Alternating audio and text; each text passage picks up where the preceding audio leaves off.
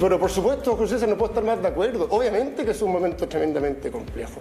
Y por eso es que esto hay que entenderlo en una mirada global.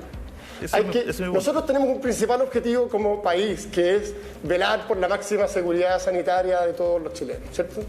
Y tenemos otros objetivos que son también muy importantes. El efecto de la pandemia en los niños, en los jóvenes, por la suspensión prolongada de clases es hoy día evidente.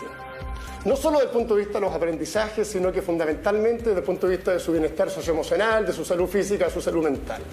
Entonces, tenemos que, como país, saber combinar esas realidades. Porque en el fondo, acá tenemos que, en el fondo, contar con toda la información. Las comunas en cuarentena, los colegios no funcionan, eso es un dato. En la medida que salen de la cuarentena es importante ir avanzando en la presencialidad, como lo está haciendo todo el mundo, todos los países del mundo. Y en ese sentido, la combinación de cómo velamos de la mejor manera por el bienestar de los niños, que significa protegerlos del COVID como una tarea principal y evitar que las medidas que se toman los perjudiquen en otros ámbitos de su desarrollo integral, es el desafío. Yo tomo el punto que señala Monse, de que aquí hay que convocar a la máxima cantidad de personas con ese objetivo. Pero es que no, creo que también es muy importante. No ha podido, si ese es el tema. Es que le quiero señalar, ministro, que el problema es que en Chile el tema del regreso o no regreso a clase se ha politizado desde el comienzo. Y eso ha sido, yo creo que, el peor de los mundos. Entonces, en ese sentido, sí, pero ¿cuánta responsabilidad tiene usted en que este tema se haya politizado? Porque finalmente, bien, le repito, porque lo que nosotros hemos visto es que usted repite por un lado, hay que volver a clase. El Colegio de Profesores dice que yo le voy a hacer la misma pregunta al Colegio de Profesores, pero se lo estoy haciendo usted como autoridad de salud porque está acá con nosotros. Pero ¿cuánta responsabilidad también tiene usted de no haber sintonizado, de no haber tendido los puentes, de no haber sido un buen político, porque usted no es educador? A usted está ahí como ministro de Educación porque es un político que puso el gobierno de Sebastián Piñera. Políticamente, de alguna manera, su función es articular. Y desgraciadamente, el tema del regreso de los niños al colegio en Chile se politizó. Sí, como se ha politizado lamentablemente en todas partes del mundo, pero eso obviamente no es una excusa. A ver, con esa mirada, Monse, es bien importante. ¿Cuáles son los elementos políticos que uno tiene precisamente para lograr ese objetivo? Primero, generar espacios amplios de discusión y de participación. Lo hemos hecho. Se puede seguir profundizando, por supuesto, pero yo quiero ser muy enfático en que los espacios de participación y diálogo han estado siempre disponibles, ministro, y han funcionado. Fueron unas reuniones de prensa, perdón que lo interrumpa, unas reuniones de prensa que habían 3 alumnos. El año pasado, como un gesto comunicacional, se hicieron esta suerte como de reuniones ante la prensa con 3 alumnos, 2 profesores, 2 papás, que todos estaban de acuerdo con volver al colegio. Eso es, de alguna manera... No me refiero a eso, Monse, me refiero a que... No, porque la verdad lo que uno pregunta es que el ministerio anda por un lado y la realidad anda por otro. Entonces también en ese... Pero déjeme darle más antecedentes.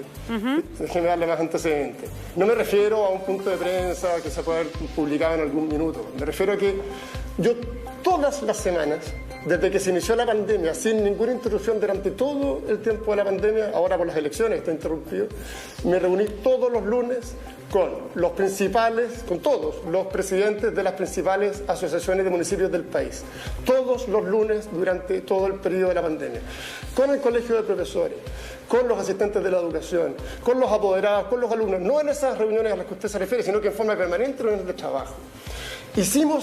Se nos hicieron ver necesidades que tenía el sistema, primero para acompañar el proceso de educación a distancia, que fue la principal prioridad durante, por supuesto, el inicio de la pandemia. Se hicieron todos esos esfuerzos. No los voy a enumerar acá porque entiendo que no es el propósito, pero una serie de recursos disponibles que fueron precisamente iniciativa de estos procesos de participación y de diálogo. Se mostraron, una vez que las actividades presenciales podían empezar a retomarse, necesidades por parte específicamente del mundo docente. Fueron resueltas. Se nos pidió prioridad en la vacuna, se entregó. Se nos pidió un seguro para los alumnos, se llevó a cabo. Se han pedido más recursos, se ha entregado mayor flexibilidad y se han mejorado esas entregas. Entonces, perfecto. Por supuesto que yo soy un ministro que tiene un cargo político, que tiene una responsabilidad de convocar.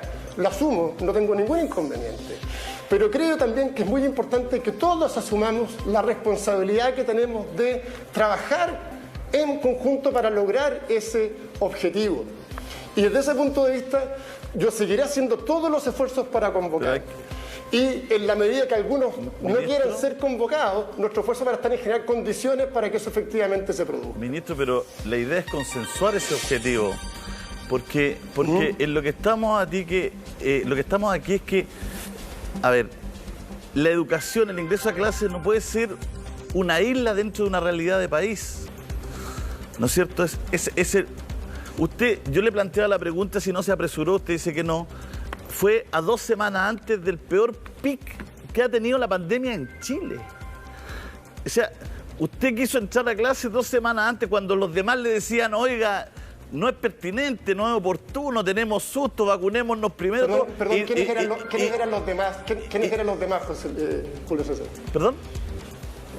¿Quiénes eran los demás? Porque en ese tiempo, quiero recordar que la Defensoría de la Niñez pidió que se abrieran los colegios. El Colegio Médico en ese momento pidió que se abrieran los colegios. La UNICEF, la UNESCO, los alcaldes estuvieron de acuerdo. O sea, cuando dicen los demás decían que no se podía hacer. ¿Quiénes eran los demás? La tensión que usted ha tenido permanentemente con los profesores, con los apoderados, con la ciudadanía. Ministro, si la gente, cuando usted ha convocado que vaya a clase, la gente no va a clase. ¿Son los menos los que van a clase? No, un millón de alumnos fueron a clase en marzo, Julio César. ¿De cuántos? Entonces, la gente no va a clase. ¿Qué significa que la gente va a clase cuando un millón de niños fueron a clase durante marzo? ¿De cuántos? ¿Perdón? ¿De cuántos? ¿1 millón de cuántos? De 3 millones. Por eso le digo. Tuvimos un tercio. Entonces obviamente que esto es complejo, pero no podemos nosotros empezar a generar una realidad que no coincide con los datos. Yo sé que a veces cansa escuchar datos, pero los datos son fundamentales para poder tomar decisiones. Ministro, si yo no le quiero quitar la copa, si usted, yo ya le pregunté, usted dijo que no se apresuró. Mi punto es del oasis, que no puede ser una isla en todo esto. Entonces, hoy día nuevamente estamos viviendo momentos complejos. Se entiende que hoy día estamos hablando de la vuelta a clase de 10 comunas de la región metropolitana. Hay 100 comunas en fase 2, hay 10 comunas en la región metropolitana. Las comunas vulnerables, por supuesto, están mirando por la tele como nosotros discutimos si se vuelve o no se vuelve a clase. Quizá ellos sin ninguna pretensión de volver a clases presenciales, que es la realidad del país. La octava región tiene comunas hace 5 semanas confinadas, sin ninguna posibilidad de clases, no han podido tampoco y no van a volver a clase. Entonces, estamos hablando también ya, al hablar de esto, de esta vuelta, de una pequeña realidad. Pero bueno, en esto estamos. Le quiero hacer una pregunta sobre las capacidades de las salas y cómo se ha provisto para ampliarlas y para ver eso. Y sobre el aforo de todo el mundo preescolar. ¿Hay aforo en toda la educación preescolar? ¿Hay un aforo, ministro? Sí, efectivamente, los protocolos sanitarios establecen aforos que obviamente dependen de las características de cada sala, de cada establecimiento. Pero tenemos que ir a un corte. ¿Sí? Tenemos que ir a un corte, ministro, porque para darle su tiempo para que responda. La pregunta es, ¿no es cierto? ¿La educación preescolar tiene un aforo establecido? 11:54.